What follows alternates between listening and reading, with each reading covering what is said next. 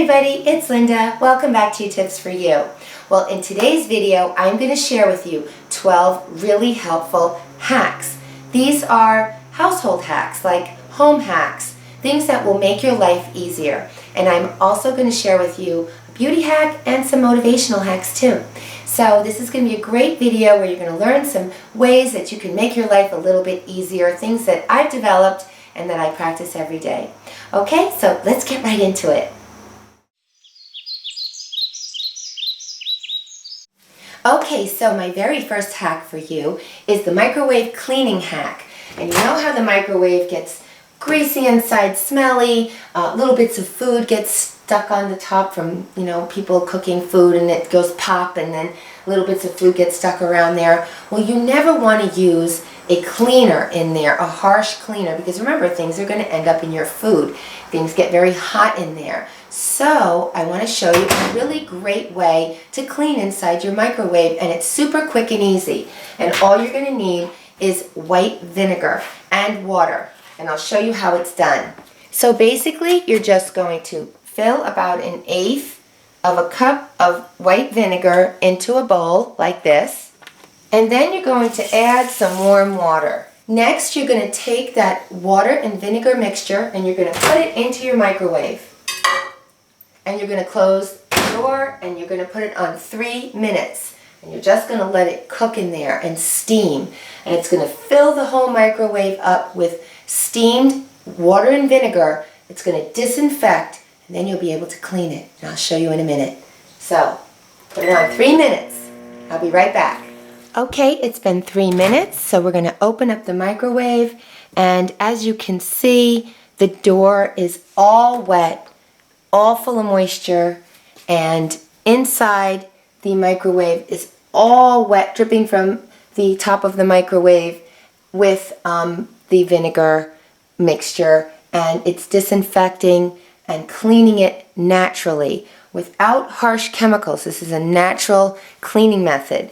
Now all you do is you take some paper towel and you begin to wipe the top of the microwave clean. See how it's taking off all of that debris that's up there?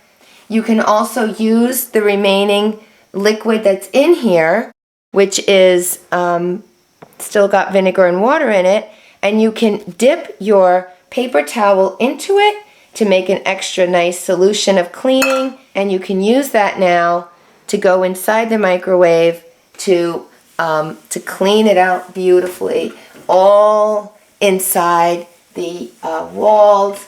Take the big dish out. You can wash that. Again, everything comes off easily. Now you can wash it in the sink. Get anything that's crusted or hard on there. You'll be able to wipe clean the door. It's a wonderful treatment for your microwave. And do this as often as you need to. You can just wipe it out. You don't have to worry about the vinegar getting into your food or any kind of chemicals, because this is a natural cleaning method and it's not harmful. And sticking with the cleaning in the kitchen, how many of you use a sponge to clean your pots and pans and dishes? Well, these collect bacteria. They're always moist. There's food particles that get trapped in. You need to disinfect this sponge periodically. So how do you do that quickly? You put it in the microwave. Just put your sponge in the microwave for 1 minute on high heat, and that will disinfect it. Make sure your sponge is wet though. And my third tip for you is whenever you have a greasy pan, rather than taking it, putting it into the sink and begin washing it with your sponge and soap, first I recommend that you wipe it out with a cleaner. Just spray it first with a cleaner, a grease cutting cleaner, and then wipe it all out first. This will save you so much work because you've already gotten out all of the grease. One of the best grease cleaners that I have found is by Fantastic, and it's called Grease Cleaner Max. If you can buy this one, it's a real good one, and it smells nice too. If you prefer a natural grease cleaner spray, then you can make your own. Just add 2 tablespoons of Castile soap and 20 drops of orange essential oil to 1 3/4 cup of distilled or boiled water. Mix your ingredients together and add it to a spray bottle, and you're all ready to go. Just shake it up before you use it and spray it. It will also save your cleaning rags and sponges from getting full of grease. And if you have a septic system, like I do, which is a natural waste system outside that collects in a tank, this is really important for you because you don't want fats and grease getting into your septic system. So wipe it out first. Then you can put it in the sink and you can wash it under the water and use dishwashing liquid and your sponge, and you protected your sponge, and it makes the cleanup so much easier. And my fourth tip is cleaning your blender. We love to make those smoothies, don't we? But cleaning stuck-on smoothie inside the blender is no fun. Watch this tip. So you've made your delicious smoothie and now you've got your dirty blender. Before you sit down to enjoy your healthy treat, take your blender over to the sink and put some water and soap in it. Then take the blender and put it back on the stand. Put the cover on and turn it on. Any setting will do. If you have a self-cleaning setting, use that. You've just made washing your blender so much easier. So go enjoy your smoothie, and then you can wash it out when you're done. So for my next handy hack, all you're going to need is masking tape and a Sharpie. I do a lot of cooking in my house, and I like to cook in quantity and have leftovers. That means I put things in containers and put them in the refrigerator, and sometimes they're in there for a few days. But it's so easy to lose track of when you made this food. And then you're not sure, is it still good, right? So what do? We open it up, we try to figure it out, we smell it, but not if you label it. So everything I make, I label with a piece of masking tape and the date that I made it before I put it in the refrigerator. That way, everyone knows what day it was prepared. And if they see that it's like 4 days old or 5 days old, we just throw it away. And nobody accidentally eats spoiled food. So let me show you. Let's go inside my refrigerator, and you can see that I have on some of these containers tape with the date on it. This was done on Friday, September 6th. This is kale, okay? And it's a bunch of kale that I made. Here's some frosting that I made, and it's dated Friday, August 30th. And I made some edamame beans, also on Friday, September 6th. So it's easy to tell when I made these items, these foods, and there's no mistake on when to eat them. Which leads me to my next hack, and that is to use sandwich bags when you open cheeses. We love cheese in our home, and every time we buy one, you unwrap all the packaging, and then you're just left with the cheese. So what to do? Well, sometimes we throw a rubber band around the cheese, but we always put it in a sandwich bag because that helps keep it fresh. And you can do that with little pieces of cucumbers or tomatoes or anything else that you don't want to put in a container. You want to conserve space in your refrigerator. So think about that. Sandwich bags are good for things, not just sandwiches. And for my next hack, you know those large food clips that you buy whenever you open a bag of chips or cereal or whatever and you want to clip something shut? And they're pretty expensive, right? Well, I have something that's much cheaper and so much easier and smaller to keep in your kitchen. And that is binder clips. Clip pages together with these. You can get them really cheap in boxes, okay? And everything in my cabinet, all the cereals, when they're open, I close the bags with these little binder clips. And I keep a bunch of them right here in the kitchen drawer. So anybody can just grab a little binder clip, put it on the bag, secure it tightly, and you don't get stale cereal that way. You keep bags closed properly. I can use it on, chocolate chips, baking goods, flour, you name it. Anything that comes in a package that you open and then have to roll up and close, and you don't want bugs getting in, you don't want it to get stale or spill, and you want it to stay fresh. These little binder clips are wonderful. And for my next hack, I am taking you to my laundry room where I have 2 baskets of laundry waiting to be washed. This is dirty laundry. One is for colored clothes and the other is for whites. And I separate them because if anything is ever damp, I don't want those colors bleeding into my whites.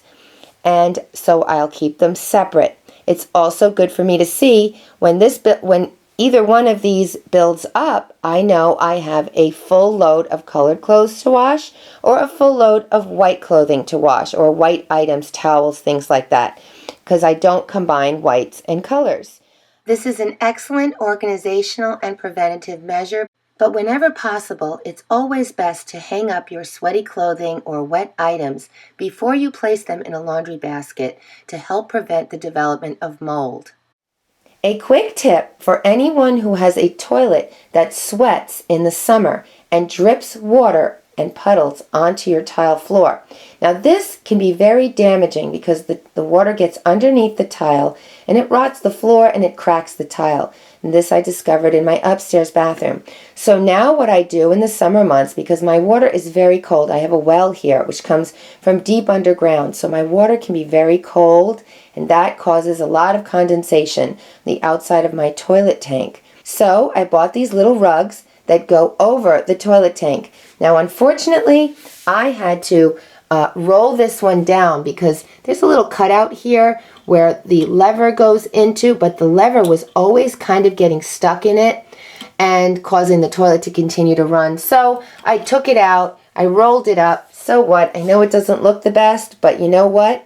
My floor is completely bone dry. So for 2 months out of the summer, this is what I do. I'm going to look around and try to find something that's a little nicer, but I'll tell you, it has saved my tile floor, and that's all that I care about. And for my next hack, I'm going to show you my bathroom tiles where we all shower. Notice how clean they are and spotless. I will tell you, this bathroom is 23 years old. I remodeled it 23 years ago, and look at it. It's never been regrouted. This is me keeping it clean with a squeegee. And I want to recommend to you that you squeegee your bathroom tiles after every shower and get your family members to do it. Just go across like this and then down and keep going across. And then when you get down to the bottom, you just brush the water off the edges of the bathtub. And you can also use a dry cloth to wipe down any excess too. You can never do too much to keep your bathroom tiles clean and mold-free. That will prevent the buildup of mold and mildew. It'll save you from doing an enormous amount of extra scrubbing. It will keep your grout clean and mold-free, and it's an excellent way to keep your bathroom looking new. And now I have a beauty hack for you. You know those days where your hair needs to be washed and it looks kind of greasy, but you just are in a hurry and you want to do something quick, but you don't want to take the time to wash and style your hair, and a ponytail is just not going to handle it? Well, I have a little hack for you, a little tip, something that you can do quick and easy, and that is to just wet the front of your hair, this part, the sides, and the crown area, and the sides here. Put a dot of shampoo in your hands and just shampoo those little areas, just the front right here, your temples right here, and then your crown. This is especially important if you have bangs because you know how flat they can get. You do this right in the sink. It's super easy. You only need to take a small amount of hair, like this much, and then get right in here and just wash this much, and then get right in here and just wash this much, and then up over here. Okay, then dry it, and you can hit it quick with the blow dryer, or give it a little curl or whatever you want to do, and you're going to look 100% better. Your hair from the front will look clean, and the longer part or the rest of your hair, really no one's going to notice it. And also it's kind of more comfortable around your face too, for acne reasons or for oil buildup. Sometimes product gets in your hair and you've done your hair and your hair is clean, but around your face area sometimes gets a little handled with your hands or product. Well, it's a quick way to wash it and to go quickly out the door or carry on with your day without having to deal with all your hair.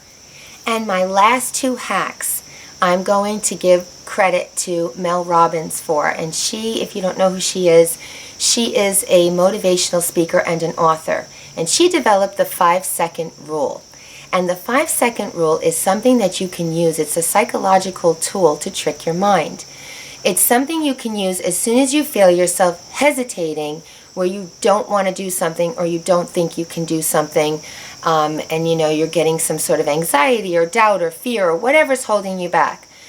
It's about getting ahead of that feeling. So the moment you feel hesitant about doing something that you want to do, you count backwards from 5. 5, 4, 3, 2, 1, and then you do it. So you do it before your mind has a chance to talk you out of it. You count backwards from 5 and then you just do it. And it really works. And then she also has something called Just Do It Anyway. And similar to the 5-second rule, and it's a psychological trick as well, where as soon as you feel like doubt is creeping in, like let's say you wake up on a Saturday morning and you say, I'm going to go to the gym today, and you're full of great ideas and things you want to do, and then you have your coffee and whatever, and then you're just like, again, the doubt creeps in, or for whatever reason you don't want to do it, you just don't feel like doing it. Well, just do it anyway. And when you do that, when you acknowledge your feelings and how you're feeling about not doing it, you're just basically saying, yes, I recognize I don't want to do it. I recognize my fear or my doubt or my worry or whatever it is, and then I just do it anyway. Okay, so I hope those 2 motivational hacks will help you do some of my household hacks. Okay, I really hope you found this video helpful. I'll put a link below to some of the things I mentioned, as well as to Mel Robbins' book, and you can just look into her more. She's pretty interesting. I love motivational speakers and people like that, and you can learn a lot from them. And please, if you like this video, give it a thumbs up and share it with a friend. And if you're new to my channel, please subscribe, because I have a lot more to come, something of interest to everyone. And please visit me at my blog spot, where I do a lot of writing, and I'm also on Facebook and Instagram and Twitter, and we can stay connected there as well. Okay, well, thanks so much for viewing. I really appreciate your time. Bye-bye now.